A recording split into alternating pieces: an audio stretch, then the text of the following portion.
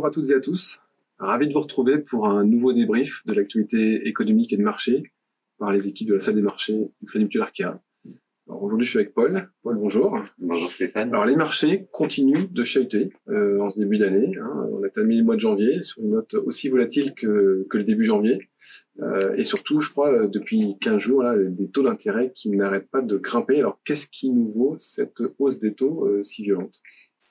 Bien, Stéphane, c'est les banques centrales.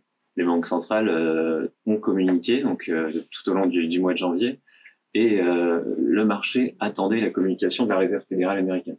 Donc la Réserve fédérale américaine s'est exprimée il y a 15 jours maintenant, et Jérôme Powell a signalé au marché qu'il était en capacité de conduire de nombreuses hausses de taux tout au long de l'année 2022.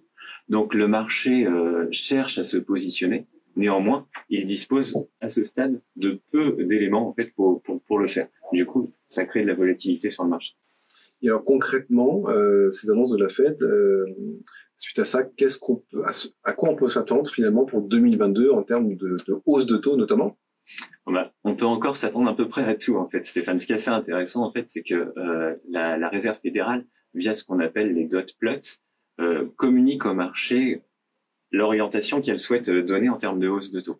Et donc la dernière orientation communiquée, c'est 3 hausses de taux. Aujourd'hui, le marché, s'il suit cette communication, donc pourrait s'attendre à 3 hausses de taux. Néanmoins, quand vous regardez sur Bloomberg où est-ce qu'on se situe plutôt à 5 hausses de taux potentielles.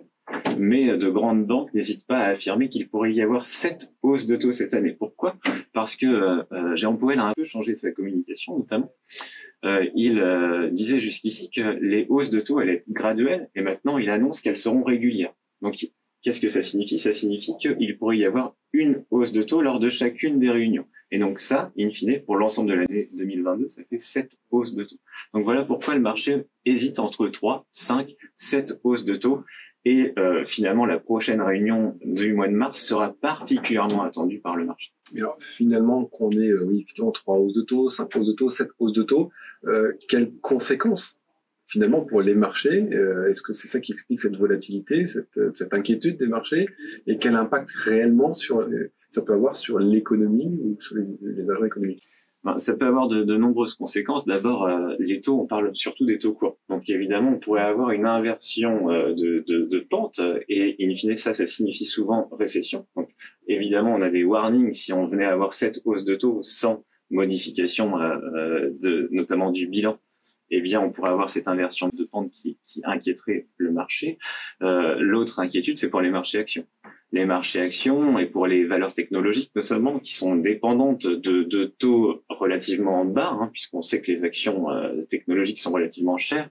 Eh bien, si les hausses venaient être trop rapides, eh bien, on pourrait avoir une correction sur certaines grosses capitalisations, à l'image des GAFAM, qui pourraient être assez importantes. Et on a eu là, je crois, la maison mère de Facebook, la Meta, effectivement, qui lors de l'annonce de ses résultats, a provoqué une forte chute du cours, comme on a vu d'ailleurs une forte chute du cours de Netflix il y a 2 semaines. Ben voilà. On voit que en tout cas, les mauvaises nouvelles sont de ce fait surinterprétées par les investisseurs et sanctionnées très sévèrement. Et voilà, exactement. En fait, il y a un an, je pense que Facebook Meta aurait perdu 5 à 10%. Aujourd'hui, donc, on a perdu 25% sur une seule journée.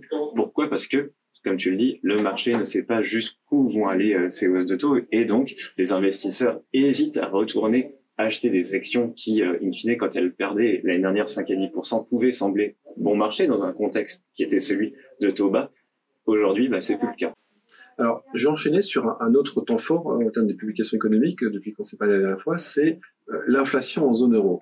Parce qu'on a vu que l'inflation américaine a poussé la banque américaine à durcir son message, et on a eu le dernier chiffre en Europe de l'inflation à 5,1, ce qui est plus élevé que ce qu'on attendait, et même en absolu, un niveau qu'on n'avait pas connu depuis très longtemps. Donc comment tu interprètes ce chiffre, et puis après, quelles conséquences ça va avoir en Europe? Oui, alors c'est tout à fait vrai. L'inflation européenne en zone euro est ressortie à 5,1% pour le mois de janvier. Il faut savoir qu'en décembre, on était à 5%. Et le marché s'attendait à ce que ce 5% soit le point haut.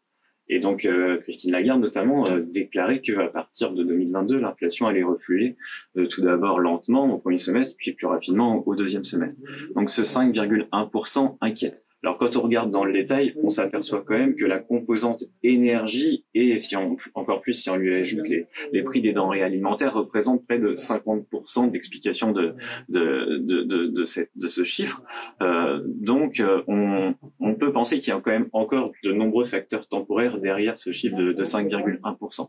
Mais néanmoins, c'est une réelle surprise pour le marché. On parle souvent d'inflation cœur. Elle est à combien l'inflation cœur? L'inflation cœur en zone euro est ressortie à 2,3%. Elle était à 2,6% en décembre. Mais là encore, on a un marché qui s'est trompé dans son anticipation parce qu'il pensait que l'inflation cœur allait repasser en dessous de 2%. Et finalement, 2,3%. Mais finalement, est-ce que 2,3% en inflation cœur, est-ce qu'il y a de quoi s'inquiéter? Est-ce que ça peut avoir une répercussion? Donc on a eu la Banque Centrale Européenne qui est intervenue. L'inflation cœur à 2,3% ne nous inquiète pas plus que ça, puisqu'on voit bien qu'on a un début de reflux et nous pensons toujours que l'inflation va refluer en 2023 en dessous de 2%. Toutefois, cette inflation à 5,1%, pour le coup, elle nous inquiète. Tu parlais de Christine Lagarde et de la Banque Centrale Européenne, donc qui s'est réunie ce jeudi, et Christine Lagarde a modifié la tonalité de son discours. On a eu un communiqué de presse à 13h45 ce jeudi qui n'a pas surpris le marché. Il était relativement conforme à celui de décembre. Et pourtant, Christine Lagarde, quelques minutes plus tard, quand elle a entamé son discours devant la presse, elle a tout de suite mentionné l'inflation à 5,1% comme étant plus forte qu'anticipée, comme commençant à agir potentiellement structurellement sur l'économie de la zone euro. Donc elle a laissé une fenêtre entrouverte pour une première hausse de taux en 2022, ce qu'elle n'avait pas fait jusqu'ici. Elle a rappelé qu'il n'y aurait pas de hausse de taux tant que les achats nets de la Banque Centrale Européenne s'opéreraient, donc a priori jusqu'à la fin du second semestre 2022. Mais elle a laissé une petite fenêtre ouverte à une première hausse de taux en décembre. Et c'est ce qui explique probablement que les taux longs en Europe, sur cette annonce, ou ce langage, taux longs qui avaient déjà bien progressé, ont repris 10 centimes de plus, et donc nous emmènent à des niveaux qu'on n'avait pas eu depuis un certain temps. Eh bien oui, c'est ça. Sur cette seule conférence de presse, in fine, les taux longs, et notamment l'OAT française à 10 ans, son rendement est passé de 0,45% à un peu plus de 0,55%, donc pendant son discours.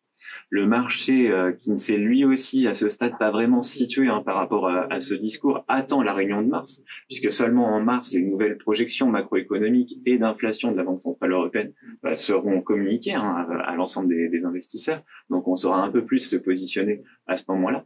Et aujourd'hui, le marché est encore très très partagé, puisqu'il y a une grande partie des économistes qui pensent toujours qu'il ne pourra pas y avoir de hausse de taux en 2022 et a priori en 2023, et une autre partie du marché croit au contraire à de nombreuses hausses de taux. Quand on regarde aujourd'hui où se situe le marché, il se situe entre 3 et 4 hausses de taux de 10 centimes attendues, donc sur le taux de dépôt en 2022. Donc les écarts sont encore nombreux, tant du côté américain que du côté européen. Et donc on peut dire que le fait que justement il n'y ait pas de consensus, c'est ce qui va probablement continuer à générer de la volatilité sur les marchés dans les prochains mois. Exactement. Écoute, merci Paul.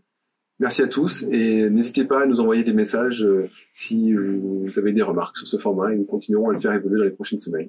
À très vite. Au revoir. Au revoir.